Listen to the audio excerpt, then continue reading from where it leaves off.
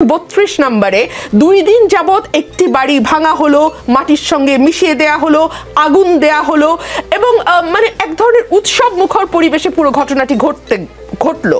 আপনি কি জনগণের সঙ্গে মকারি করেন?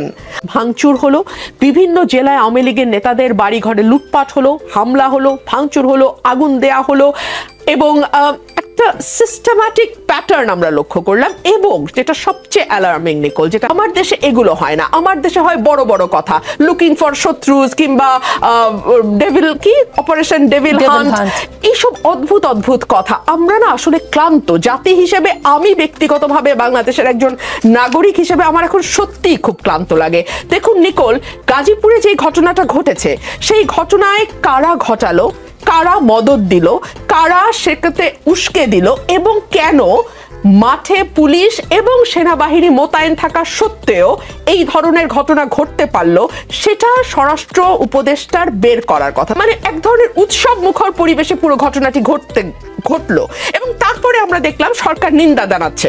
সরকার যদি শক্ত স্ট্যান্ড নিয়ে বলতো আমরা এটা সমর্থন করছি, কারণ জার্মানিতে নাজিদেরকে একেবারে মাটির সঙ্গে মিশিয়ে দেওয়া হয়েছিল, তাদের কোনো অস্তিত্ব রাখা হয়নি, ঠিক একইভাবে আমরা বাংলাদেশেও শেখের কোনো অস্তিত্ব রাখবো না, এটা যদি তারা বোল্ডলি ঘোষণা দিয়ে করতো, তাহলে মানুষ আশ্বস্ত হতো এই ভেবে যে ও আচ্ছা, সরকারের অন্তত নিয়ন্ত্রণ আছে, সরকার জানে ঘটনাটি ঘটছে এবং সরকার এটিকে ঘটতে দিচ্ছে বিকজ সরকার এটিকে সমর্থন করে। কিন্তু আমরা দেখলাম সরকার খুব কড়া ভাষায় বিবৃতি দিল তার একদিন পরে। মানে হোয়াট ডাজ ইট মিন? আপনি কি জনগণের সঙ্গে মকারি করেন? আপনি কি রাষ্ট্র পরিচালনাটাকে এক ধরনের ছেলে খেলা মনে করেন? এটা কিন্তু ছেলে খেলা নয় নিকোল। এবং 18 কোটি মানুষ, মতান্তরে 20 কোটি মানুষ কিন্তু হুমকির মুখে পড়তে যাচ্ছে সরকারের এই অযোগ্যতা এবং অপদার্থ লোকজনকে পদে বসানোর কারণে। আমরা অনেকেই অনেক আশা নিয়ে এই সরকার গঠন করা হয়েছিল এবং সেই সময়ে বড় বড় সকল রাজনৈতিক দল বলেছিল যে এই সরকার আমাদের সরকার, এই সরকারকে কোনোভাবে ব্যর্থ হতে দেওয়া যাবে না। আমরা তো দেখছি সরকার ব্যর্থ হওয়ার জন্য মরিয়া হয়ে গেছে। সরকার যদি জনজীবনের ন্যূনতম স্বস্তিটুকু আনতে পারতো। মানে এখন কি হয়েছে বাংলাদেশে, আমরা সন্ধ্যার পরে বহু বহু বহু বছর পর আবারও বেরোতে এখন ভয় পাই। আপনিও ভয় পান, স্বীকার করবেন কি করবেন না জানি না, আমি ভয় পাই ভাই। এবং আমি এটা সকল চ্যানেলে বলি, রাত হলে আমাকে আমার সঙ্গে আরেকটা লোক দিতে হবে গাড়িতে। এটা তো আমি গত 15 বছর বলি নাই। সো পরিস্থিতিটাকে আপনারা সেই জায়গায় নিয়ে গেছেন এবং আমি যখন সাধারণ মানুষ, সেই মানুষগুলো বিশ্বাস করেন কোনো রং লেবাজের মানুষ না, একেবারে আম জনতা। আপনার প্রোগ্রামের যে হেডলাইন, সেই হেডলাইনের মানুষজনের সঙ্গে আমি যখন কথা বলি, তারা আমাকে গলা নিচু করে একটা কথা বলে, ভাই তাড়াতাড়ি নির্বাচনের ব্যবস্থা করেন, তাড়াতাড়ি একটা নির্বাচনের ব্যবস্থা করেন। কোন দিকে যাচ্ছে বাংলাদেশ? দেখুন, আমাদের একটি অতীত আছে, আমরা ভুলে যাইনি। বাংলাদেশে 1-11 হয়েছিল এবং একটি প্রেক্ষাপট তৈরির পরেই কিন্তু 1-11 হয়েছে। আমরা সেই সময় দেখেছি দুই দলের প্রধান থেকে শুরু করে অ্যাক্টিভ যারা আছেন তাদেরকে সরিয়ে দিয়ে নতুন মানুষরা দলের দায়িত্বে যাবেন, নেতৃত্বে যাবেন, এরকম একটা চিন্তাধারা হয়েছিল। সেই 1-11 ধারাবাহিকতা যদি আপনি মাথায় রাখেন, আপনি দেখবেন যে 24-এর গণ অভ্যুত্থান, সেখানে কিন্তু শেষ পর্যন্ত, আমি তো একদম রাস্তায় ছিলাম, শেষ পর্যন্ত একটা দাবি দেশে দাঁড়িয়েছিল, হাসিনাকে সরতে হবে। কিসের কোটা, কিসের কি, একটাই দাবি, হাসিনাকে সরতে হবে। সো হাসিনা সরে যাওয়ার পরে আমরা দেখলাম এই যে 6 মাস, যেটাকে হানিমুন পিরিয়ড আপনি একটু আগেই বললেন, এটা কি একটা অন্তর্বর্তীকালীন সরকারের জন্য যথেষ্ট দীর্ঘ নয়? এই 6 মাসে আমরা কি একটা দিনের জন্য স্বস্তিতে থাকতে পেরেছি? 6 মাস মানে 180 দিন। আপনি আমাকে একটা দিনের কথা চিন্তা করে বলুন তো, যেদিন শাহবাগে কেউ বসেনি, যেদিন সায়েন্স ল্যাবের মোড়ে কোনো গন্ডগোল হয়নি, কিংবা যেদিন আজকে পরিস্থিতি কিছুতেই শান্ত না হওয়া এবং কিছুটা শান্ত হলেই আবার ইচ্ছেকৃতভাবে পরিস্থিতিতে একটা শক্ত ঝাঁকি দেওয়ার চেষ্টা, এটা কি আপনার খুব নর্মাল মনে হয় একজন রাজনৈতিক কর্মী হিসেবে? এবং আমাদের রাজনীতি তো আসলে খুবই অনিশ্চিত, পশ্চিমের রাজনীতির মতো নয় যে একটা নির্দিষ্ট মেয়াদের পর চমৎকার একটি ভোট হবে এবং মানুষ যাকে পছন্দ করবে সেই গিয়ে রাষ্ট্র পরিচালনার দায়িত্বভার গ্রহণ করবে। আমাদের রাজনীতি মসৃণ নয়, আমাদের রাজনীতি ভীষণ অনিশ্চিত, ভীষণ উঁচু নিচু, এবড়ো খেবড়ো আমাদের রাজনীতির পথ। সুতরাং এই ধরনের আশঙ্কা করাকে আমি অমূলক তো বলতে পারি না।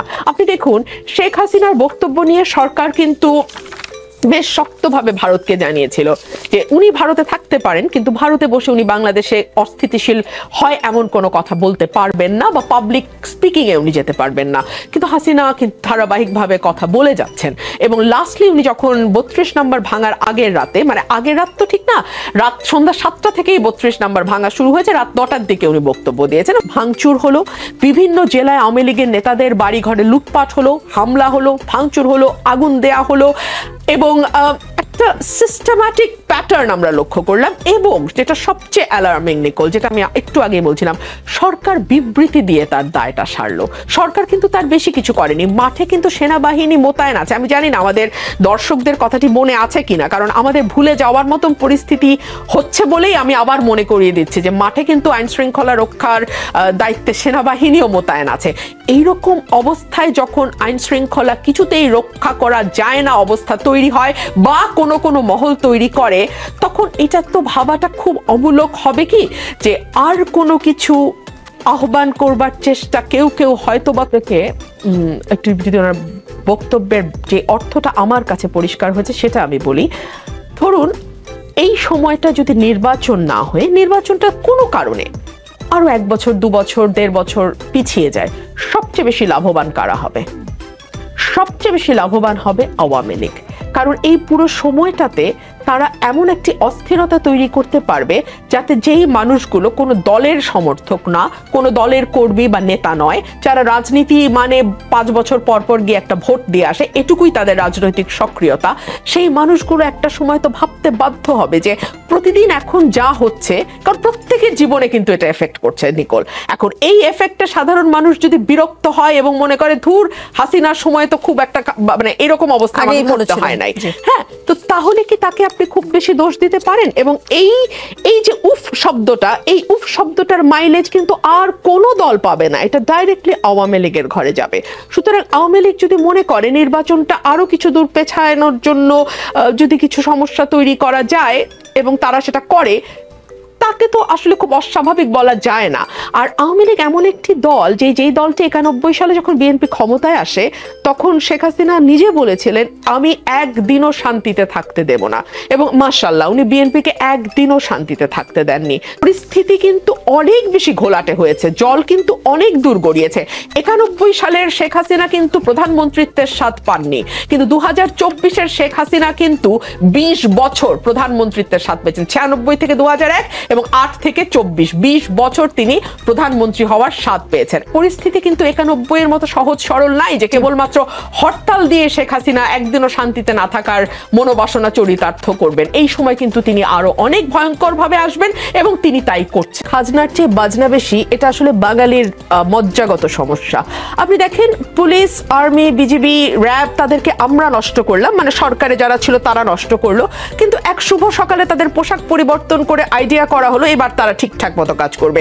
আমরা যে লাইনটি বলেছেন এটার সাথে সরাসরি দ্বিমত প্রকাশ করি যে যা আপনারা শুরু করেছেন সেটা অ্যাকচুয়ালি আপনারা কন্ট্রোল করতে পারছেন কিনা। না, আমরা এটা শুরু করিনি, এটা বাংলাদেশের জনগণ শুরু করেছে।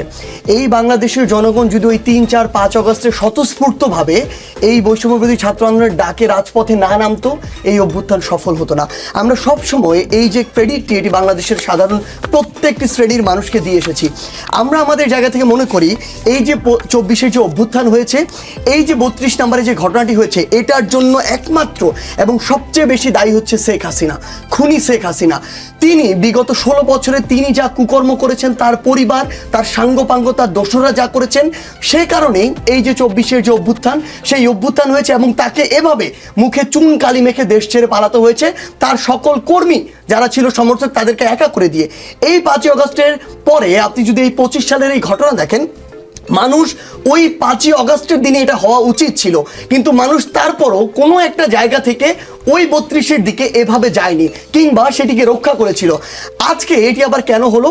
কারণ ওই খুনি হাসিনা আবার বাংলাদেশের তরুণ সমাজ এবং ছাত্রদের উদ্দেশ্যে কথা বলতে আসে, যেই খুনি হাসিনা এদেশের হাজারের অধিক ছাত্র জনতাকে এভাবে নির্মমভাবে খুন করেছে শুধু ক্ষমতায় টিকে থাকার জন্য। কোন সাহস এমন একজন খুনি বাংলাদেশের ছাত্র জনতার উদ্দেশ্যে কথা বলতে আসে?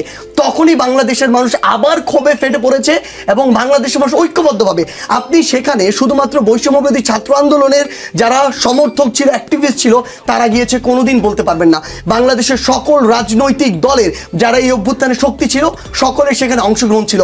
আমরা বিএনপির বড় বড় এরকম নেতাকর্মী ছিল যাদের পোস্ট দেখেছি বুলডুজার কোথায়, এবং আমাদেরও ভিতরটা আসলে তখন এই কথাই বলছিল যে বুলডুজার কোথায়। কারণ এই খুনি হাসিনা কিভাবে এই ছাত্র জনতার উদ্দেশ্যে কথা বলতে পারে যখন এই ছাত্র জনতা শহীদ হওয়ার পরে তার বাবা মার চোখের পানি এখনো শুকায়নি। সেই জায়গা থেকে এই যে ক্ষোভের উদ্গীরণ বা মানুষের এই ক্ষোভের যে বিস্ফোরণ, এটা খুনি হাসিনা তার জায়গা থেকে করেছে। এই যে কোনো একটা নির্দিষ্ট অ্যাঙ্গেল থেকে বলতে পারেন কথাটি, কিন্তু আমরা আমাদের জায়গা থেকে মনে করি আমরা যদি এই জায়গাটাতে মানে এটা যদি তার ফাঁদে পা দেওয়া হতো তাহলে তার পরের দিনই আমরা আমাদের জায়গা থেকে কখনোই এই পজিশনে আসতাম না। Let's rebuild Bangladesh. মানে আমাদের জায়গাটা একদম স্পষ্ট। আমরা আমাদের জায়গায় বাংলাদেশের সকল বিভিন্ন মত, বিভিন্ন দল, বিভিন্ন ধর্ম, বিভিন্ন চিন্তাভাবনার মানুষের একটা সংমিশ্রণ রয়েছে। আমরা আমাদের জায়গা থেকে এই চিন্তাভাবনাগুলোকে শ্রদ্ধা করতে চাই। যখনই দেখুন বাংলাদেশে যখন বিভিন্ন জায়গায় এভাবে মাজার ভাঙার একটা মানে কথা শোনা যাচ্ছিল বা এরকম একটা বিভিন্ন দিক থেকে এরকম শব্দ আসছিল, আমরা আমাদের জায়গা থেকে কিন্তু এই কথাটাও বলেছিলাম যে এই যে ভাঙার প্রক্রিয়াগুলো, এগুলো কিন্তু স্থিতিশীলতার পরিচয় নয়। তা ওই জায়গার যে মানুষগুলো রয়েছে যেগুলো ওইমুখী, সেই মানুষগুলোকে আমরা আমাদের জায়গা থেকে সরাসরি ওই মানুষগুলোর বিপরীতে গিয়ে এভাবে দাঁড়িয়ে যেতে পারি না। আমাদের কোনো একজন মুসলিমের তার জায়গা থেকে মুসলিমের যে ইসলামিক মূল্যবোধ সেই জিনিসটি থাকতে পারে, আবার আরেকজনের অন্য একটি বিষয় থাকতে পারে। যদি এই বিষয়টি কোনো একটি বড় চেতনার সাথে সরাসরি সাংঘর্ষিক না হয় তাহলে সেই বিষয়টির বিরুদ্ধে এভাবে আমরা আমাদের জায়গা থেকে দাঁড়িয়ে যেতে পারি না। কারণ আমরা স্পষ্ট একটা জিনিস মনে করি, ধর্মের সাথে রাষ্ট্রের একটা আলাদা পার্থক্য রয়েছে। একটা ধর্ম অন্যান্য যে ধর্মগুলো সেগুলোকে ধারণ নাও করতে পারে। আমি সুনামগঞ্জের আপনি যে ঘটনাটির কথা বলছেন, আমি এই ঘটনা জানি না। কোনো একটি ঘটনা না জেনে আমি আমার জায়গা থেকে সেই ঘটনার প্রেক্ষাপট না জেনে কোনো একটি যুক্তি দিয়ে দিতে পারি না। কিন্তু আমার জায়গা থেকে আমরা এই জিনিসটি মনে করি যে আমরা চাইলে কোনো একটি জিনিসকে সামনে দেখে মনে হলো এই জিনিসটা আমার চেতনার পরিপন্থী, আমি সেটিকে ভেঙে ফেলতে পারি না।